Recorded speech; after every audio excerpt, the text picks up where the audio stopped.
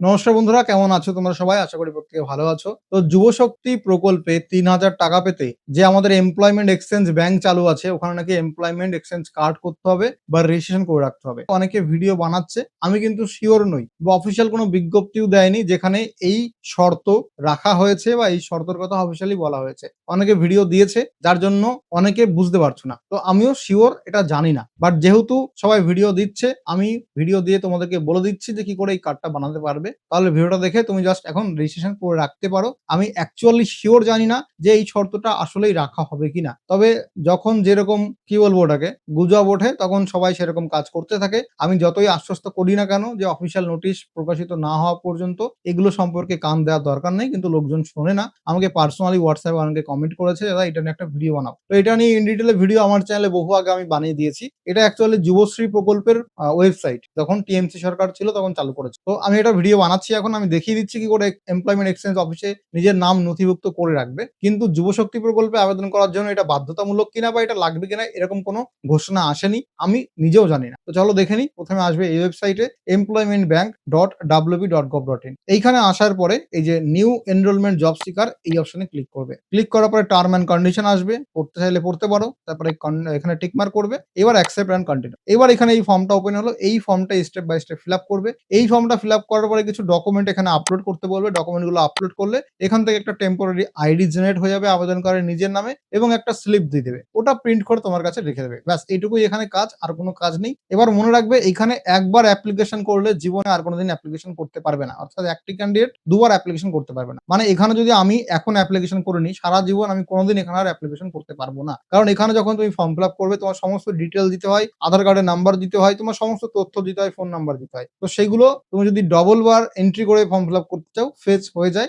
দেখাবে employment employer বা এরকম কিছু একটা দেখায় যে অলরেডি এক্সিস্ট, এরকমটা দেখায়। ঠিক আছে? তো তোমরা আগে যারা এখানে ফর্ম ফিল আপ করেছিলে, এখন যদি আবার ফর্ম ফিল আপ করতে চাও, যখনই আধার কার্ড ডিটেল দেবে তখন আর হবে না। তো তোমাদের কাছে যদি টেম্পোরারি আইডি থাকে ভালো কথা, আর যদি টেম্পোরারি আইডি না থাকে তাহলে এখন কিছু করার নেই। তোমার যে নিয়ারেস্ট এমপ্লয়মেন্ট এক্সচেঞ্জ অফিস আছে, কোথায় আছে অফিস কি করে জানবে? গুগলে তোমার অ্যাড্রেস দিয়ে সার্চ করো, জানতে পারবে। এবং ওখানেই সমস্ত ডকুমেন্ট আধার কার্ড মাস্ট নিয়ে গিয়ে টেম্পোরারি আইডি নিয়ে আসতে পারো। তো যারা এখানে একবার ফর্ম ফিল আপ করেছো, যদি টেম্পোরারি আইডি না থাকে তাহলে কিচ্ছু করার নেই, অফিসে গিয়ে আনতে হবে। আর যারা কখনো করনি তারা এই ভিডিওটা দেখে করে নাও। এখানে দেখো পার্সোনাল ইনফরমেশন, তারপরে কন্ট্যাক্ট ইনফরমেশন, এরপরে এডুকেশন ডিটেলস, এরপরে ল্যাঙ্গুয়েজ চুজ করা, তারপরে ফিজিক্যাল মেজারমেন্ট মানে শারীরিক পরিমাপ দিতে হবে, সিভি আপলোড করতে হবে, এর সঙ্গে কাজের অভিজ্ঞতার তথ্য, তারপরে অতিরিক্ত তথ্য দিলেই ফর্ম ফিল আপ কমপ্লিট। এবার এখানে যেগুলো স্টার মার্ক করা আছে রেড কালারের সেগুলো ফিল আপ করলেই হবে, বাদ বাকিগুলো ফিল আপ করলেও হবে, না করলেও হবে, কোনো বাধ্যতামূলক নয়। বাট যেগুলো রেড মার্ক দেওয়া আছে সেগুলো ফিল আপ করতে হবে। প্রথমে আবেদনকারীর নাম, ফুল নেম, নাম এবং পদবি একসঙ্গে, এরপরে বাবা অথবা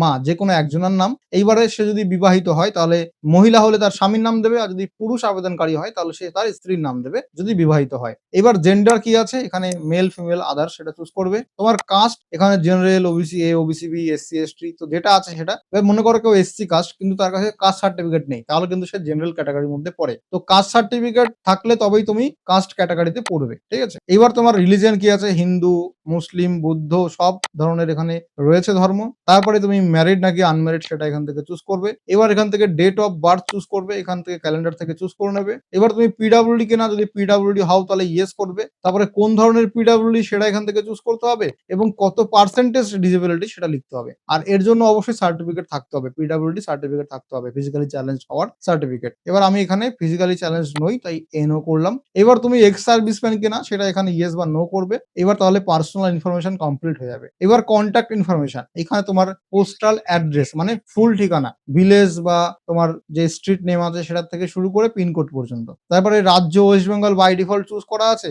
এবার তোমার ডিস্ট্রিক্ট এখান থেকে চুজ করতে হবে, আমি 24 পরগনা নর্থ চুজ করলাম। এবার ডিস্ট্রিক্ট চুজ করার পরে এখানে তোমার সাব ডিভিশন চুজ করতে হবে। সাব ডিভিশন মনে হয় বিডিও বা এসডিও, আমার যেমন বনগাঁ, আমি বনগাঁ চুজ করলাম। এবার বনগাঁ ব্লক নাকি মিউনিসিপ্যালিটি, পঞ্চায়েত এরিয়ায় যারা থাকো তাদের হবে ব্লক, পৌরসভা এরিয়ায় যারা থাকো তারা হবে মিউনিসিপ্যালিটি। তো আমি এখান থেকে বনগাঁ বা বাগদা যে কোনো একটা ব্লক চুজ করলাম ডেমো দেখানোর জন্য। এইবার তোমার পিনকোড দিতে হবে, তারপরে এক্সচেঞ্জ অফিস দিতে হবে। তাহলে আমার এক্সচেঞ্জ অফিস এখানে কাছাকাছি কোনটা, আমার বনগাঁ, সেটা আমি চুজ করলাম। এবার ইনকেস আমাকে যদি কখনো এক্সচেঞ্জ অফিসে যেতে হয় তাহলে আমি এখানে এই লিস্টে যেটা চুজ করবো সেখানে যেতে হবে। তাহলে তাহলে তুমি যদি দূরে চুজ করো তাহলে দূরে যেতে হবে, তাহলে কাছাকাছি যত তোমার বাড়ির যত কাছে লোকেশনটা আসবে এক্সচেঞ্জ অফিসে সেটাই চুজ করবে। ঠিক আছে, এবার মোবাইল নাম্বার দেবে, ইমেল অ্যাড্রেস দেবে, আধার নাম্বার দেবে, তাহলে তোমার কন্ট্যাক্ট ইনফরমেশন কমপ্লিট হয়ে যাবে, পার্সোনাল ইনফরমেশন কমপ্লিট হয়ে যাবে। এইবার এডুকেশন ডিটেলস, তোমার সর্বোচ্চ শিক্ষাগত যোগ্যতা। এখানে দেখো কোয়ালিফিকেশন, যারা 8 পাস করেনি, ক্লাস 8 পাসের আগেই পড়াশোনা ছেড়ে দিয়েছে, 8 ফেল, তারাও এখানে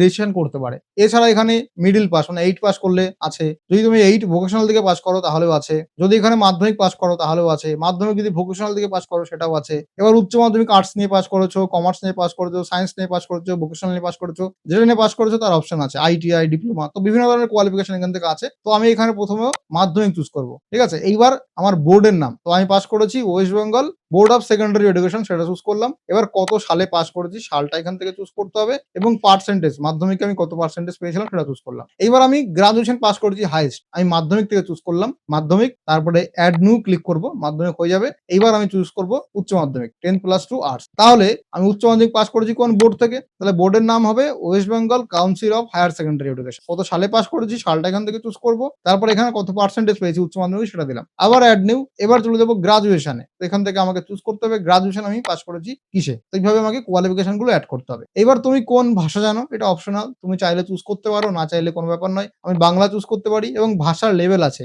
রিড মানে পড়া, বাংলা পড়তে পারি, রাইট মানে বাংলা লিখতে পারি, স্পিক মানে বাংলা আমি বলতে পারি, এবং স্পিক ফ্লুয়েন্টলি মানে খুব ভালোভাবে বলতে পারি, তাই 4টেই বাংলা টিকমার্ক হবে। এবার অ্যাড নিউ দিয়ে আমি যদি অন্য কোনো ভাষা জানি, মনে করো সাপোজ আমি ইংলিশ জানি, তাহলে ইংলিশ আমি পড়তে জানি, লিখতে জানি, এবং মোটামুটি বলতে জানি, ফ্লুয়েন্টলি বলতে জানি না, তাই লাস্টেরটা টিকমার্ক করবো না। একইভাবে আমি এখান থেকে আরেকটা ভাষা চুজ করলাম হিন্দি, হিন্দি আমি পড়তে জানি না, লিখতে জানি না, মোটামুটি বলতে জানি, তাই একটা অপশনে চুজ করবো। ঠিক আছে, এইবার শারীরিক মাপজোক, এটাও অপশনাল, দিলে হবে না দিলে হবে। তোমার হাইট কত, উচ্চতা সেমিতে, ঠিক আছে, 5 ফিট 4 ইঞ্চি এরকম নয়, সেমিতে, তো আমি এখানে 167 সেমি আমার মেবি হবে। এবার ওয়েট কত, এখানে আমার ওয়েট 80, বুকের ছাতি আমি জানি না, দেবো না। এবার এখানে একটা ফটো আপলোড করবে 500 কেবির মধ্যে, জেপিজি বা ডট জেপিজি ফরম্যাটে, এবং ছবির ওপরে সই করবে, সেটার ছবি তুলে সেটা আপলোড করবে। তারপর একটা বায়োডাটা ডক্স ফরম্যাটে, দেখো ছবি তুলে বা পিডিএফ করে আপলোড করলে হবে না, ডক ফরম্যাটে আপলোড করতে হবে 200 কেবির মধ্যে। যদি বায়োডাটা না থাকে তুমি জাস্ট সিম্পলি গুগলে এসে সার্চ করবে store.wbtotho.com, এখানে এসে হোম পেজে আমরা 49 এর 3টে আলাদা আলাদা বায়োডাটা টেমপ্লেট দিয়েছি, এবং সব থেকে মজার কথা এটা ডাউনলোড করে তুমি এখানে আপলোড করতে পারবে ডক ফরম্যাটে। আমরা এখানে পিডিএফ ফরম্যাটের সঙ্গে ডক ফরম্যাটও দিয়েছি, তো এখান থেকে এটা নিয়ে তুমি এখানে এটা আপলোড করে দাও। তারপরে কাজের অভিজ্ঞতা, তুমি যদি কোথাও কাজ করে থাকো, তার অভিজ্ঞতা থাকে তাহলে সেটা দেবে, আর না হলে দেবে না। এইবার আছে অতিরিক্ত তথ্য, প্রথমে আছে তুমি যে ওয়েস্ট বেঙ্গলের বাসিন্দা তার প্রমাণ দিতে হবে, প্রুফ অফ রেসিডেন্স, বাসস্থানের প্রমাণ। এখানে অনেকগুলো ডকুমেন্ট আছে, রেশন কার্ড আছে, ভোটার কার্ড আছে, পাসপোর্ট আছে, আধার কার্ড আছে, যে কোনো একটা দেবে। আমি এখান থেকে ভোটার আইডি কার্ড চুজ করলাম। এবার ভোটার আইডি কার্ডের নাম্বার দিতে হবে, আধার চুজ করলে আধারের নাম্বার দিতাম, পাসপোর্ট চুজ করলে তার নাম্বার দিতাম। এবার উইলিং টু রিলোকেট, তো এখানে বলেছে এখান থেকে বিভিন্ন সময় কাজের অফার দেয়, এখন দেবে কিনা জানি না। তো তুমি কি রিলোকেট করতে পারবে, নো মানে আমি রিলোকেট করতে চাই না, ইয়েস উইদিন স্টেট মানে আমি রিলোকেট করতে পারবো রাজ্যের মধ্যে, ইয়েস উইদিন কান্ট্রি মানে আমি দেশের মধ্যে যে কোনো স্টেটে করতে পারবো, আর ইয়েস আউটসাইড কান্ট্রি মানে দেশের বাইরে যে কোনো দেশে আমি রিলোকেট করতে পারি। এক্ষেত্রে আমি সিম্পলি নো রাখবো। তারপরে তুমি বিপিএল কিনা সেটা চুজ করবে, তোমার ব্যাপারে যদি অন্য কোনো তথ্য থাকে সেটা দেবে, তারপরে ক্যাপচা কোড বসাবে, তারপরে এখানে টিক মার্কে ক্লিক, তারপরে সাবমিট করবে। সবকিছু ঠিকঠাক থাকলে সাবমিট নিয়ে নেবে, এবং এখানে যে ডকুমেন্ট গুলো সেটা আপলোড করতে হবে। এখানে কিছু ডকুমেন্টের লিস্ট দিয়েছে, 20 কেবি থেকে 100 কেবির মধ্যে প্রত্যেকটা ডকুমেন্টের ছবি তুলে উইদিন 100 কেবির মধ্যে ডকুমেন্টটাকে বানিয়ে তার ছবি আপলোড করতে হবে। প্রথমে নাম ও জন্ম তারিখের প্রমাণ হিসাবে হয় মাধ্যমিকের অ্যাডমিট কার্ড, না হলে মাধ্যমিকের সার্টিফিকেট, না হলে তোমার ট্রান্সফার সার্টিফিকেট, না হলে জন্ম সার্টিফিকেট, যে কোনো একটা ছবি তুলে আপলোড করবে। এবার রেসিডেন্সিয়াল প্রুফ হিসাবে তুমি এখানে চুজ করেছিলে কি ডকুমেন্ট, আমি চুজ করেছিলাম ভোটার আইডি কার্ড, তাহলে ভোটার আইডি কার্ডের ছবি তুলে এখানে আপলোড করতে পারো,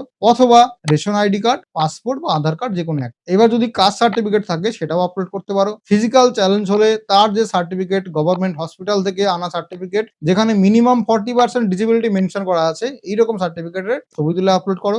এডুকেশনাল কোয়ালিফিকেশন, সর্বোচ্চ শিক্ষাগত যোগ্যতার ডকুমেন্ট, আমি যেমন গ্রাজুয়েশন হাইয়েস্ট কোয়ালিফিকেশন, তো গ্রাজুয়েশনের মার্কশিট এবং সার্টিফিকেট তার ছবি তুলে আপলোড করে দিলেই হয়ে যাবে, অথবা ট্রান্সফার সার্টিফিকেটের ছবি তুলে আপলোড করলে হয়ে যাবে। তো আপলোড করার পরে সাবমিট করবে, এখান থেকে অ্যাকনোলেজমেন্ট স্লিপ বের হবে, ওটা প্রিন্ট করে রেখে দেবে, ওটাই হচ্ছে তোমার রেজিস্ট্রেশন, ব্যাস আর কিছু করতে হবে না। এবং ওখানে একটা টেম্পোরারি আইডি নাম্বার থাকবে, সেটাই হচ্ছে মেন। তো এটা হচ্ছে সম্পূর্ণ প্রসেস। এবার এটা যুবশক্তি প্রকল্পে লাগবেই কি আদৌ লাগবে না সেটা কিন্তু কোথাও বলা হয়নি, না অফিসিয়াল নোটিফিকেশনে ঘোষণা করা হয়েছে, না কোনো জায়গায় সোর্স আছে। জাস্ট সবাই কমেন্ট করেছিল ভিডিওটা বানাতে। তাই ভিডিও বানিয়ে দেখিয়ে দিলাম। আর কিছুই না। বাট আমার মনে হয় না এটা লাগবে। কারণ এটা টিএমসি সরকার চালু করেছিল। আর আমাদের মনে হয় না এটা লাগবে। তবে এই যে বলছে অবশ্যই বেকার হতে হবে যুবশক্তিতে আবেদন করার জন্য। এবার বেকারের প্রমাণপত্র হিসাবে এইটা ধরা হতে পারে। বাট সিউর নয় বা অফিসিয়াল কোনো ঘোষণা নেই। জাস্ট অনেকে কমেন্ট করেছিল YouTube ভিডিওতে, অনেকে WhatsApp এ পার্সোনালি আমাকে বলেছিল। তাই আমি ভিডিও বানিয়ে দিলাম। ভিডিওটা ভালো লাগলে লাইক করো, বন্ধু-বান্ধবের সঙ্গে শেয়ার করে দাও যাতে সবাই এটা করে নিতে পারে। সুস্থ থেকো, ভালো থেকো, সুরক্ষিত থেকো। দেখা হবে পরবর্তী ভিডিওতে।